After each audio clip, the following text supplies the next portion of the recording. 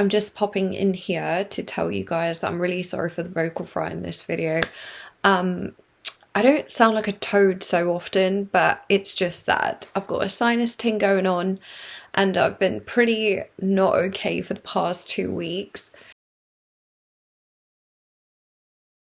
This is what my cough sounds like, and this is what I had to cut out. Oh my god, I can't even speak. This is what I had to cut out throughout my whole video, so bear with, enjoy. We derive ontological security from our old identities. It serves as a home base. It's what feels familiar. It holds a lot of resonance. It gives us a narrative to hold on to about ourselves and how we have moved through time and the experiences we've had, all for the purposes of rendering a reality for you that is in correspondence to this state of being. Reality won't make sense unless there's a state of being that's being embodied to interpret it from that lens. You need to occupy some sort of state of being so that thoughts can flow through from that and perception can render the reality on your behalf. And you are the experiencer, so you are consuming reality. Do you see what I mean? You know, humans need meaning. We need narratives. We need some sort of a self-narrative to navigate reality. If the self-narrative has been one of you being broken, you being unworthy, then it feels safe, even though it's awful for you to be in that state because it's generating feelings that are really disempowering and unsettling. But it feels familiar, right? This is why people stay in abusive relationships, because it is so familiar to what childhood was like. So this is what I mean by ontological security. It gives you this self-narrative, and having a self-narrative is always more appealing, or will always be more appealing than the contrary, which is death.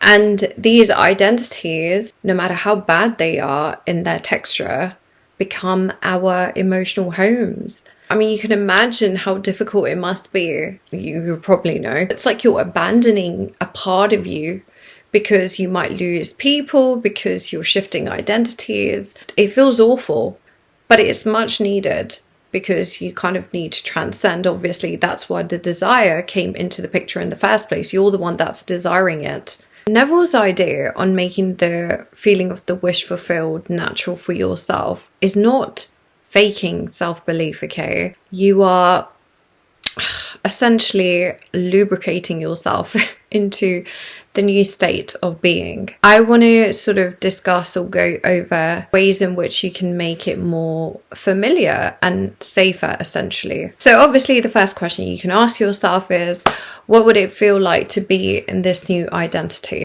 For example, I am recording YouTube videos again. What I'd feel is, you know, people saying that they enjoy watching my videos, yada, yada, yada. And so it plays out that way. You kind of create this expectancy within yourself and then you act on inspired action. It's actually not that difficult.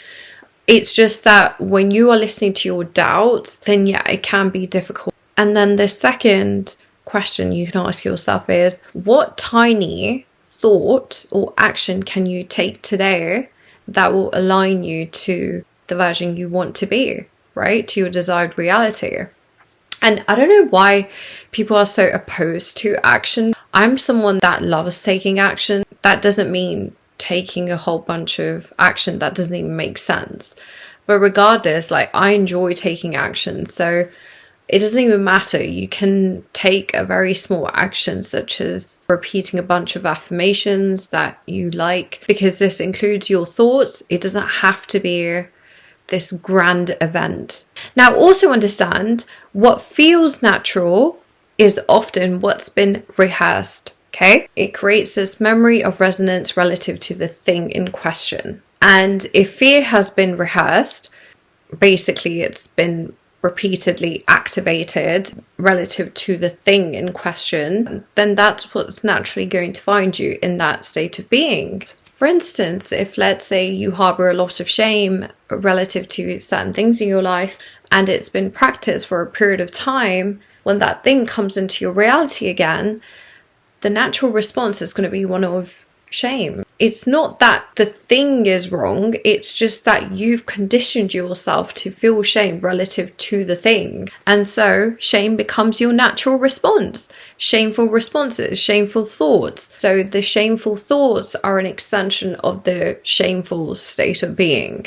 This is why if in your life you haven't necessarily experienced things going your way, you're likely to feel shame relative to the fact that things don't go your way. And shame in itself is a very disempowering state. So let's say every time someone speaks to me about a relationship, I harbor a lot of shame because I'm like, oh my God, I should be married at my age, some bullshit. And I then will naturally feel disempowered if someone speaks about their marriage with me, or I see couples together. It's going to start evoking those kinds of thoughts within me, like I'm not enough, basically. And you have to understand, like, pretty much every lower state of being is matching you naturally with the state of you are not enough. This is why it's not a good idea to dwell in those states of grief, apathy, and shame. Shame being the worst of all. Like, I want to make a separate video on shame because I think it's the most detrimental to your psyche. But eventually your body will stop bracing for contradiction. You're trying to assuage the friction that would naturally exist in your responses to the things. So the question may arise, can I trust this identity to hold me? Good thing we have self-talk, because you can tell yourself, fuck yeah, I want this. I can trust this identity and I feel safe being this version of me, even if results don't show up. Because even if results don't show up, I am not going to make myself feel bad.